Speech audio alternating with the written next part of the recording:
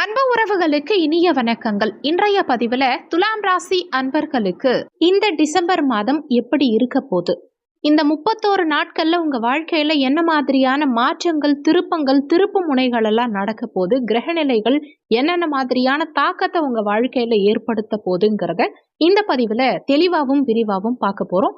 கொஞ்சம் கூட வீடியோவை ஸ்கிப் பண்ணாம முடிஞ்ச வரைக்கும் முழுமையா பார்க்க முயற்சி செய்யுங்க. வாங்க வீடியோக்குள்ள போலாம். வீடியோல சொல்லியிருக்க பலன்கள் ஆண் பெண் இருபாலருக்கும் பொருந்தக்கூடிய பலன்கள். இந்த மாதத்துல கிரகநிலைகளின் சஞ்சாரங்களை பொறுத்த வரைக்கும் சூரியன் மாத துவக்கத்துல விருச்சக ராசியில சஞ்சாரம் செய்கிறார். இங்க சுக்கிரனும் செவ்வாயும் இணைந்த நிலையில இருக்காங்க. ஆட்சி பெற்ற செவ்வாயோட இணைந்து சூரியன் சஞ்சாரம் செய்கிறார். டிசம்பர் 15ஆம் தேதி அன்னைக்கு சூரியன் பெயர்ச்சியாகி தனுசு மனையில சஞ்சாரம் செய்வார். அடுத்து செவ்வாயை பொறுத்த வரைக்கும் மாத துவக்கத்துல தன்னுடைய ஆட்சி வீடான விருச்சகத்துல ஆட்சி பலம் பெற்ற நிலையில சஞ்சாரம் செய்வார். டிசம்பர் 7ஆம் தேதி முதல் தனுசு மனையில சஞ்சாரம் செய்வார். புதனை பொறுத்த வரைக்கும் மாத துவக்கத்துல துலாம் ராசியிலையும், டிசம்பர் 6ஆம் தேதியிலிருந்து விருச்சக ராசியிலையும், டிசம்பர் 28ஆம் தேதியிலிருந்து தனுசு மனையிலையும் சஞ்சாரம் செய்வார். குரு பகவான பொறுத்த வரைக்கும் கடக ராசியில மாத துவக்கத்துல உச்சபலம் பெற்ற நிலையில வக்கரமா சஞ்சாரம் செஞ்சிட்டு இருக்கார். ஆனா டிசம்பர் 19ஆம் தேதி குரு பகவான் பின்னோக்கி நகர்ந்து மிதுன ராசியில வக்ரகதியில சஞ்சாரம் செய்ய போறார். சுக்கிர பகவானை பொறுத்த வரைக்கும் மாத துவக்கத்துல விருச்சக ராசியில சஞ்சாரம் செய்வார். டிசம்பர் 21ஆம் தேதியிலிருந்து தனுசு மனையில சஞ்சாரம் செய்வார். சனி பகவான் மீன ராசியிலையும், ராகு பகவான் கும்ப ராசியிலையும், கேது பகவான் சிம்ம ராசியிலையும் சஞ்சாரம் செய்யறாங்க. துலாம் ராசியை பொறுத்த வரைக்கும் சித்திரை 3-4 பாதங்கள், சுவாதி 1-2-3-4 பாதங்கள், விசாகம் 1-2-3 பாதத்தை உள்ளடக்கியது துலாம் ராசி.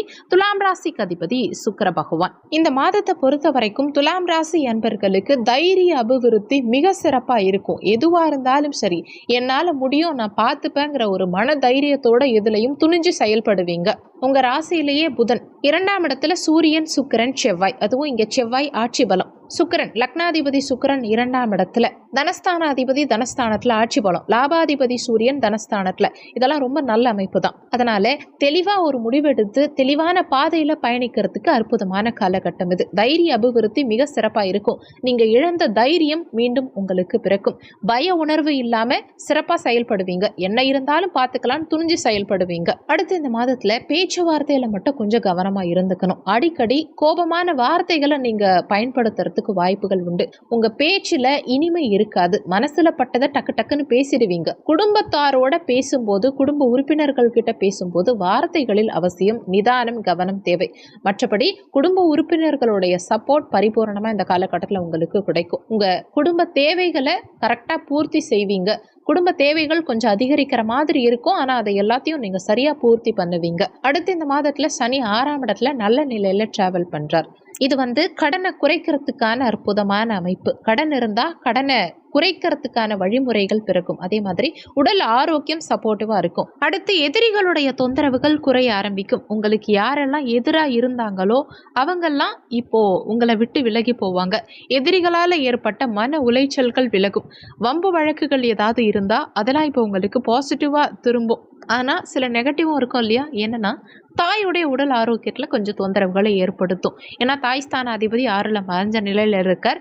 செவ்வாயுடைய பார்வையும் 7ஆம் தேதிக்கு பிறகு இந்த சனிக்கு கிடைக்கும் தாய் ஸ்தான அதிபதிக்கு. அதனால தாயுடைய உடல் ஆரோக்கியத்துல மட்டும் கூடுதல் அக்கறை எடுத்துக்கிறது நல்லது. தாயுடைய உடல் ஆரோக்கியம், மன ஆரோக்கியம் ரெண்டுலயும் அக்கறை எடுத்துக்கணும். தாயோட அடிக்கடி ஏதாவது மனஸ்தாபம் வந்து போறதுக்கு வாய்ப்புகள் இருக்கிறதுனால தாய் வழி உறவுகள் கிட்ட கொஞ்சம் விட்டு கொடுத்து செல்வது நல்லது. அடுத்து வண்டி வாகனத்துல ஏதாவது ஏற்றத்தாழ்வுகள் உண்டாகும். அடிக்கடி வாகனத்தை சேஞ்ச் பண்ற மாதிரியான நிலை இருக்கலாம். அல்லது வண்டி வாகனம் பழுதாகி அடிக்கடி செலவு வைக்கும். வண்டி வாகனத்துடைய டாக்குமெண்ட் எல்லாம் கரெக்டா வச்சுக்கோங்க. ஏதாவது வண்டி வாகனத்துக்காக அடிக்கடி ஃபைன் கட்டுற மாதிரியான நிலை கூட உண்டாகலாம். அடுத்து நிலம் ஏதாவது வாங்க போறீங்கன்னா நல்லா செக் பண்ணி வாங்கணும். ஏதாவது வில்லங்கத்துல போய் மாட்டிக்கிறதுக்கு வாய்ப்புகள் உண்டு. இடத்த வாங்க வச்சு அதுல ஏதாவது சிக்கல்கள்ல மாட்டி விடுறதுக்கு வாய்ப்புகள் உண்டு. வீடு, வண்டி வாகனம், அசையா சொத்து சம்பந்தமான விஷயங்கள்ல ஏதாவது பழுது உண்டாகி அதுக்காக விரய செலவுகள் உண்டாகலாம். அடுத்து அதிகம் கவனம் செலுத்த வேண்டிய விஷயம் என்னன்னா பிள்ளைகள். குழந்தை பாக்கியத்துக்காக காத்துட்டு இருக்கவங்களுக்கும் இந்த காலகட்டத்தில் சற்று ஏற்ற இறக்கமான நிலை இருக்கும். தடை தாமதங்கள் இருக்கும். உடனே சுப செய்திகள் கிடைக்காது. சில தடுமாற்றங்கள்ங்கிறது இருக்கும். குழந்தைகளுடைய உடல் ஆரோக்கியத்திலையும் சின்ன சின்ன தொந்தரவுகள் இந்த காலகட்டத்தில் வந்து போகலாம். குழந்தைகளுடைய உடல் ஆரோக்கியம் மன ஆரோக்கியத்திலையும் கொஞ்சம் கூடுதல் அக்கறை எடுத்துக்கணும். ஆல்ரெடி பிரெக்னெண்டா இருக்கவங்க உங்க உடல் ஆரோக்கியத்துக்கு கூடுதல் அக்கறை எடுத்துக்கோங்க. மாடிப்படி ஏறது இதெல்லாம் கொஞ்சம் கவனமா இருந்துக்கணும். 5ஆம் அதிபதி குழந்தை ஸ்தான அதிபதி 6ல் மறைவு, 5ஆம் இடத்துல ராகு வேற இருக்கார். பாவ கிரகங்கள்லயே கொஞ்சம் கொடூரமான கிரகம்னு சொல்லலாம் ராகுவை. அவர் 5ஆம் இடத்துல வந்ததுனால கண்டிப்பா குழந்தைகளுடைய உடல் ஆரோக்கியத்துல கூடுதல் அக்கறை எடுத்துக்கணும். சிலருக்கு பிள்ளைகளால அதீத மன உளைச்சலை உண்டாக்கும். இந்த டிசம்பர் மாதம் முடியும் வரைக்குமே குழந்தைகளுடைய உடல் ஆரோக்கியத்துல கூடுதல் அக்கறை தேவை. குறிப்பா ஃபர்ஸ்ட் ஆஃப் ரொம்ப கவனமா இருக்கணும். குரு பார்வையும் ராகுவுக்கு மாத முற்பாதியில இல்ல 19ஆம் தேதிக்கு பிறகு குருவுடைய பார்வை ராகுவுக்கு கிடைக்கும். ராகு கொஞ்சம் சுபத்துவமாவார். அதனால 19ஆம் தேதிக்கு பிறகு ஓரளவுக்கு பரவாயில்லையா இருக்கும். அடுத்து காதலிக்கிறவங்களுக்கு காதல் உறவு சார்ந்த விஷயங்கள்ல மன உளைச்சல் இருக்கும். மன நிம்மதி இல்லாத நிலை இருக்கும். பார்ட்னரோட ஒத்துப்போகாத ஒரு நிலையை கொடுக்கும். அடிக்கடி மனஸ்தாபங்களை கொடுக்கும். குறிப்பா 3ஆம் நபருடைய தலையீடு காரணமா உங்க இருவருக்கும் இடையே கருத்து வேறுபாடுகள் வந்து போறதுக்கு வாய்ப்புகள் இருக்கிறதுனால முடிஞ்ச வரைக்கும் உங்க பர்சனல் விஷயங்கள்ல 3ஆம் நபருடைய தலையீடு இல்லாம பாத்துக்கிறது நல்லது. பார்ட்னர் கிட்ட கொஞ்சம் விட்டு கொடுத்து போங்க. பூர்வீக சொத்து சார்ந்த விஷயங்கள்ல ஏதாவது தொந்தரவுகள் அதிகரிக்கிறதுக்கு வாய்ப்புகள் உண்டு. ஏற்கனவே பூர்வீக சொத்து சம்பந்தமா ஏதாவது பிரச்சனை இருக்குன்னா அது இப்போ அதிகமாகும். இந்த பாக பிரிவினை சம்பந்தமான விஷயங்கள் எல்லாம் தற்காலிகமா ஒத்தி வைக்கிறது நல்லது. ஆனா சனி 6ஆம் இடத்துல இருக்கிறதுனால என்னதான் பிரச்சனைகள் ஏற்பட்டாலுமே அதுக்கான ரிசல்ட் நமக்கு பாசிட்டிவா தான் கிடைக்கும். ஆனாலுமே இந்த மாதத்துல ஒரு குழப்ப நிலை ஏற்றத்தாழ்வுகளை கொடுக்காம போகாது. பூர்வீக சொத்துல கொஞ்சம் பொறுமையா ஹேண்டில் பண்றது நல்லது. அடுத்து 5ஆம் இடத்துல இருக்கும் ராகு புத்தி கலகத்தை கொடுப்பார். தெளிவா முடிவெடுக்க முடியாம தடுமாற்றத்தை கொடுப்பார்.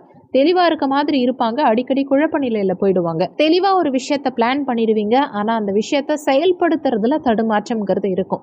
கரெக்டா பிளான் பண்றதுக்கு இந்த மாதம் சாதகமான மாதம் தான், ஆனா அதை செயல்படுத்துறதுக்கு கொஞ்சம் குழப்ப நிலை இருக்கும். நீங்களே அதிகமா குழம்பிடுவீங்க.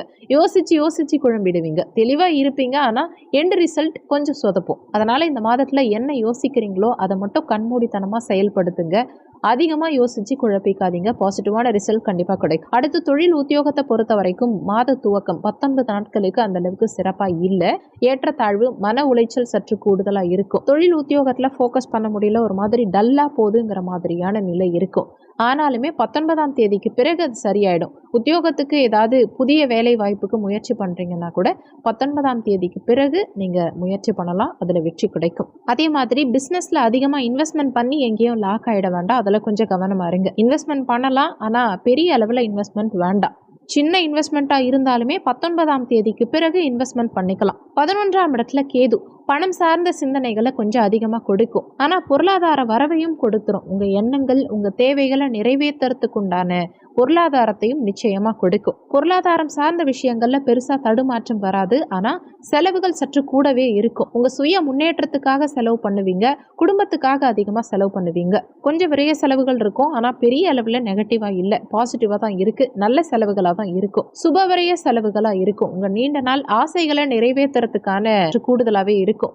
பாசிட்டிவான ரிசல்ட் கண்டிப்பாக கிடைக்கும். திருமண முயற்சி அவசியம் எடுக்கலாம் இந்த காலகட்டத்தில். குடும்ப வாழ்க்கையை பொறுத்த வரைக்கும், திருமண வாழ்க்கையை பொறுத்த வரைக்கும் காலகட்டம் இது. உங்கள் ஆசைகளை நிறைவேற்றிக்கிறதுக்கான பணத்தை செலவு பண்ணுவீங்க. மூத்த சகோதரத்துவத்தினுடைய உடல் ஆரோக்கியம் மன ஆரோக்கியம் இதிலெல்லாம் கொஞ்சம் கூடுதல் அக்கறை எடுத்துக்கணும்.